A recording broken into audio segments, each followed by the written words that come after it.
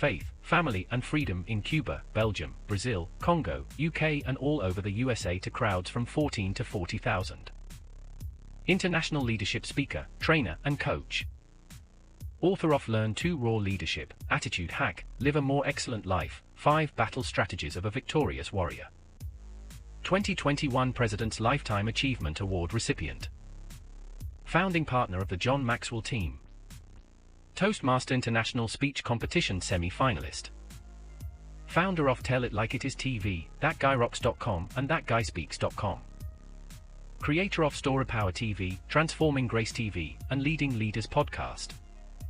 Producer of 4 TV programs and podcasts for Liftable TV and World Trumpet Television as well as multiple social media channels. Please help me welcome J Loren Norris. Maybe you've heard that phrase. It's really common in the Northeast, usually among New Yorkers, usually among Italians.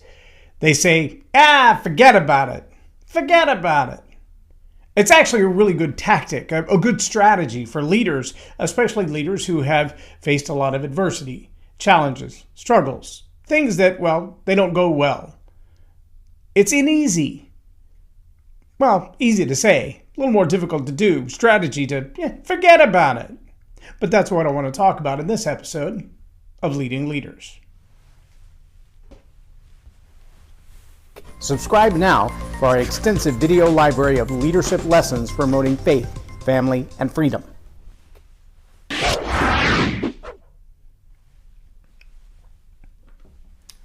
I'm J Loren Norris with Leading Leaders Podcast, and I want you to know that one of the probably most powerful tools I've ever received in my life is this tiny little book right here called The Golden Book by Dale Carnegie. It's the Dale Carnegie's Golden Book.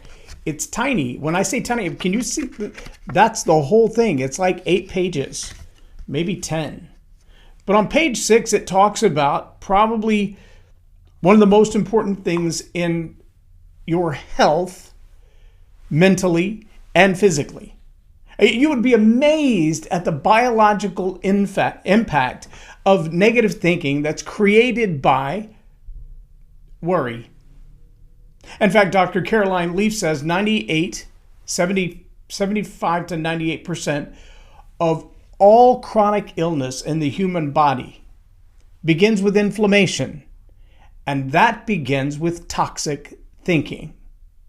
Now, we can go way deep into the idea that when your hippocampus and your hypothalamus begin to secrete certain hormones like cortisol in your brain as opposed to dopamine in your brain, it's because you have allowed yourself to think back on, to remember things that are stressful. And so your body begins to react right now as if that stressful thing that happened 2 months ago, 2 minutes ago, 2 years ago, 2 decades ago is happening again right now. And so the fight or flight all takes place in you, and you begin to relive the moment that it isn't happening right now, but your body thinks it is. And so your heart rate goes up and your brain goes into overdrive and your hormones go into craziness. And all of that happens inside your body because of what's going on inside your mind. And arthritis, diabetes, high blood pressure, hardening of the arteries. All of these can be directly linked to the imbalances of the hormone inside your body created by the stress of worry. So what is worry? What does it mean? What does it mean to worry? Well, leaders who've learned to be effective leaders have learned to overcome worry. They don't worry. They strategize. They analyze. They make a plan. They move on. Why? Well, because you can't change anything by worrying. You can't. Worrying is like looking at a problem that happened 5 minutes ago, 5 months ago, 5 decades ago, and assuming it's going to happen again 5 minutes from now, 5 months from now, 5 decades from now, and you're already concerned about it happening again, rather than taking preemptive action to prevent it from happening again, you're just living your life as if it's imminent and unavoidable. I mean, it is inevitable that things are going to happen in your life that are not desirable. I mean, there are going to be things that happen in your life that are tragedies, and they're unavoidable. There are going to be things that happen to your company, to your business, that destroy your plan, that hurt the people that work for you, the people that you care about, that derail your projects, that stop your production and profit. It's inevitable. We call it, you ready for this? Life. It's just life. That's life. It's not fair, and it comes at you from every angle, and it never stops. The question is not whether or not these things are going to happen. They will. It's imminent. It's how will you handle it when they do?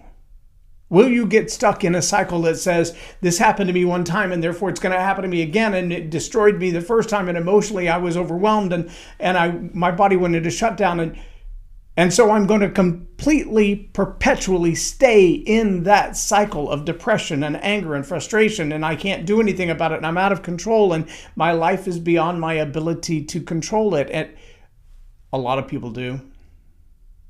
A lot of people get in that cycle, and they stay in that cycle, and they get broken. Not just broke financially because the means of production and profit went away, but broken emotionally. Some mentally, to the point of ending their own life because they just can't take it anymore. Others are so caught in the past, they call it PTS, when the past is so real to you that you relive the moment. The sound of a car backfiring or a firework going off takes a soldier back to a moment in time where they're reliving the loss of their best friend on the battlefield.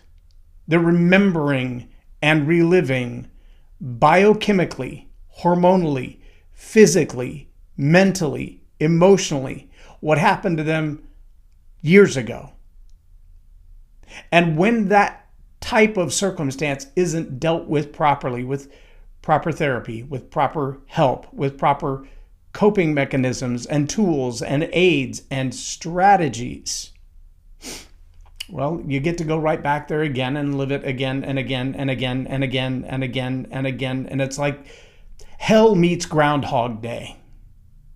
It just keeps coming back.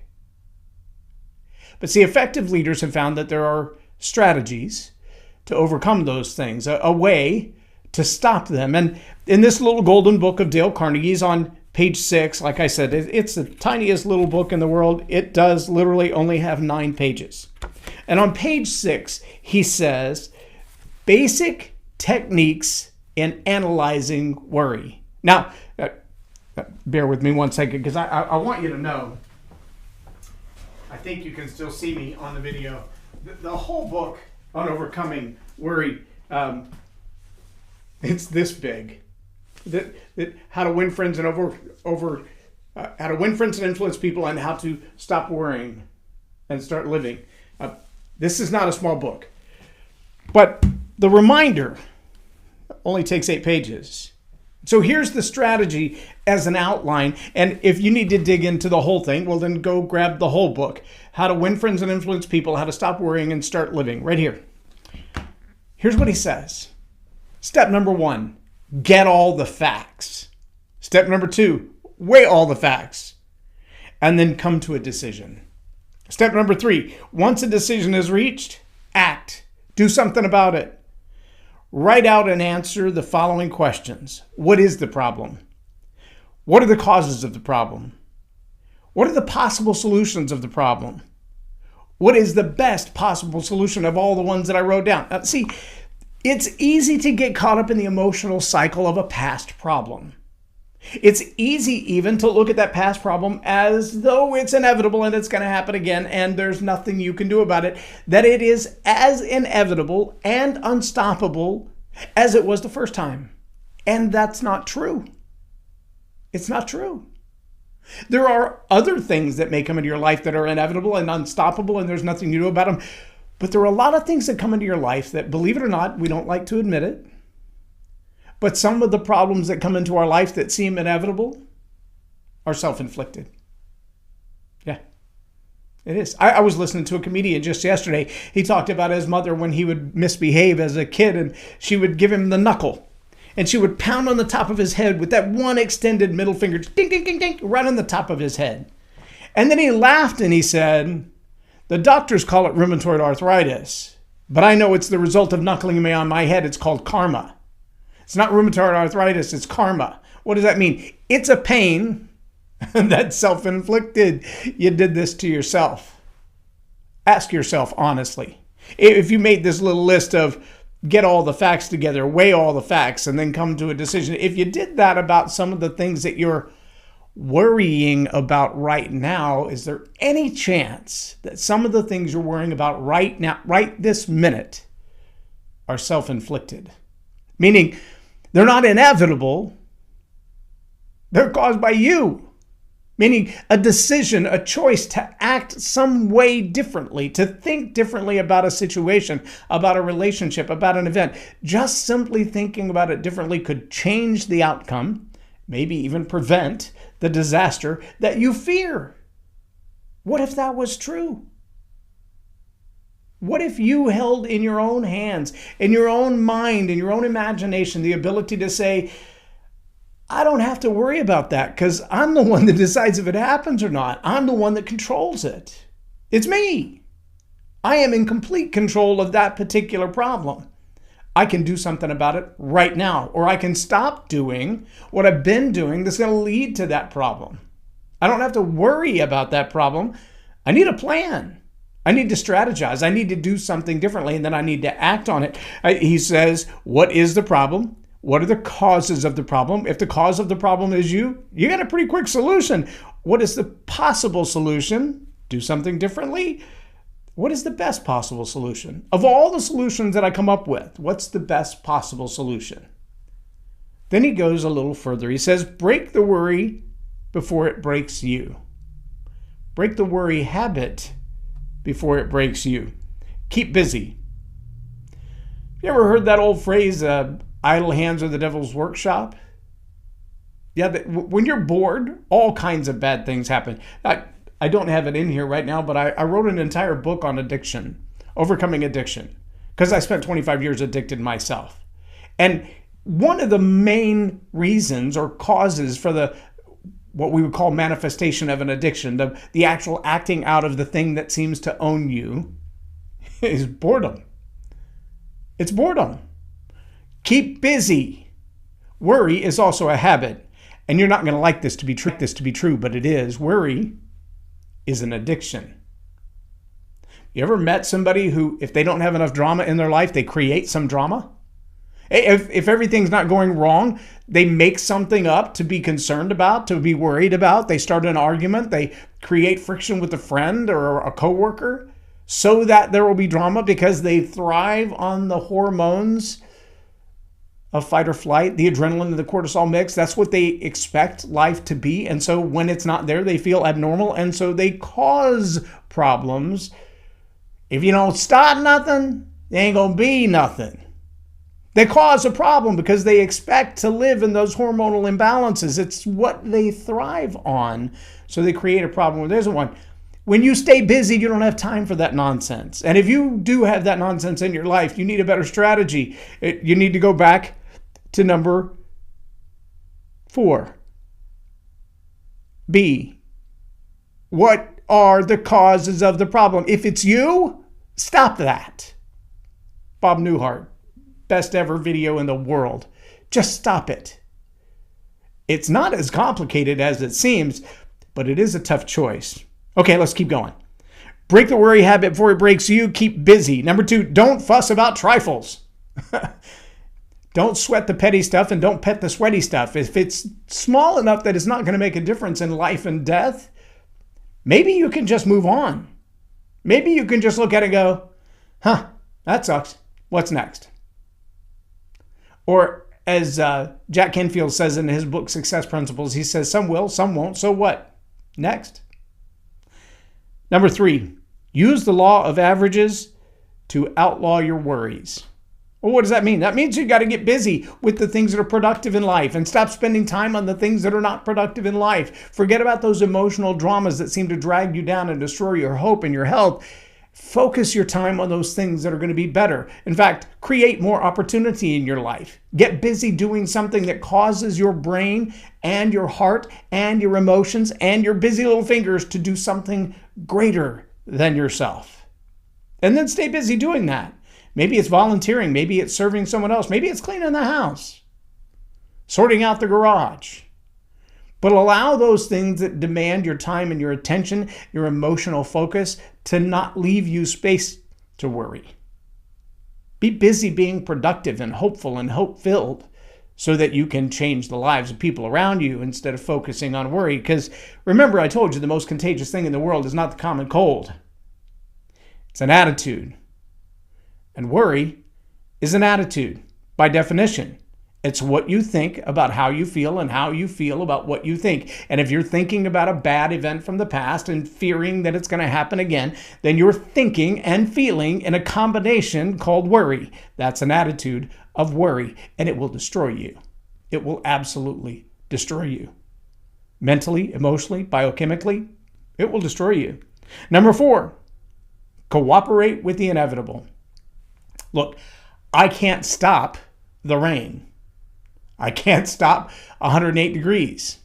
I can't stop 1 week's weather in Texas changing from 100 degrees to 95 degrees to 35 degrees to 95 degrees in the same 7-day period. But welcome to Texas. It's common. It's inevitable. What am I going to do? I drive around with a sweatshirt in the back of my truck 24/7. My winter coat never comes out of my truck because it's waterproof, which means there are going to be days I climb out and it's raining cats and dogs and I can throw on my winter coat to get in and out of the building without getting my suit all wet. It's just the life we live. If you live in Seattle, maybe you walk around with a snorkel all the time because it never stops raining. There's a reason the most well-known high-end overcoat is called London fog because it's always foggy in London. I spent 2 years in England. I came home in a February in 1991. And when I came home that February, it was rainy and dreary and cold, and we never saw the sun the entire time I was home on leave. And people ask me, so what's it like being in England? I'm like, just like this. Inevitable. Nothing you can do about it. Cooperate with the inevitable. Why fight against it? Why kick against the wall? You're not going to move it. You're just going to stump your toe. So cooperate with the inevitable. Decide how much anxiety a thing may be worth and refuse to give it more. Do you understand that everything we've talked about so far, with the exception of number 3 under the basic techniques of analyzing worry, when he says, once a decision is reached, act. Everything else has been in the head. Everything else has been how you think about this problem. Everything else in this aspect of worry, from a leader's standpoint, is mind work. Because worry is an attitude. It's how you feel about what you think and how you think about what you feel. Number 6, under break the worry habit before it breaks you, says don't worry about the past. That's like borrowing trouble from yesterday because today didn't have enough problems. There's not enough inevitabilities today. I'm going to go back to the past, dredge some up, bring them forward with me. So I'll have something to worry about. Don't do that. All right. Last little section here. You know, there's 3 more sections here, but there's like 10 bullet points in each one of them. And I've only got 3 minutes left. Which one? You know, I'm going to skip this section. No, I'm not. Yes, I am. Cultivating a mental attitude that will bring you peace and happiness. There's 7 there. Maybe I'll dive into that another time. Here's the next one. Perfect way to conquer worry. Right here. It only has 1. Pray. That's what it says. Pray. What you think about how you feel and how you feel about what you think. Don't worry about criticism. Remember that unjust criticism is often a disguised compliment. Do the very best you can, analyze your own mistakes, and criticize yourself first. Well, that sounds almost like something I just said, doesn't it? Sometimes the biggest problem we have is what's going on in our mind. We don't feel like we have enough drama or trauma in our life. We don't feel like our emotions are out of control enough, so we conjure some up. And if that's not good enough to go back to the past and dredge something and drag it forward, then we create drama. We create problems with our friends because we need something to worry about. Stop it. Leaders don't have time to worry. Leaders need to strategize. What is my best thinking? What can I look at and honestly say, okay, that was my fault, but I can do better. That was my fault. I can fix it. That was my fault. I can stop doing that or undo that. I can do it again differently. All of those are genuine, effective, powerful strategies for leaders to end worry. But I can tell you, if you don't end worry in your life, worry will end you.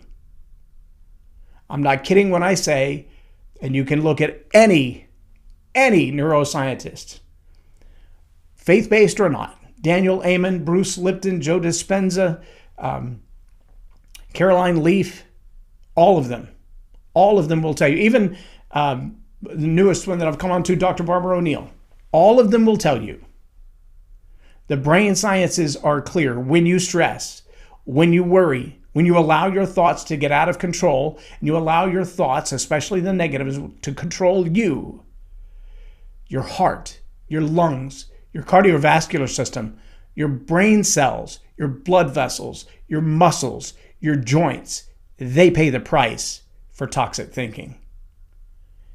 Every illness in your body has a direct link back to your heart and your mind. Every one of them. And if you don't control worry, worry will control you. If you don't end worry in your life and in the life of the people around you, worry will end you. Worry will end them. Don't worry, strategize. I'm J Loren Norris with Leading Leaders Podcast for Tell It Like It Is TV. Have a blessed day.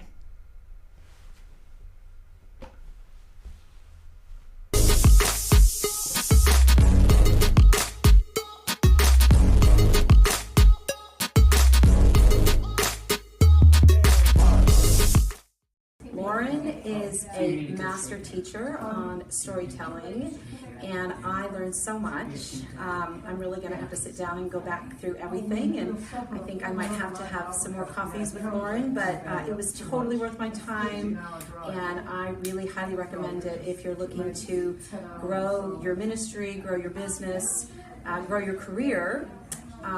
Loren will serve you well.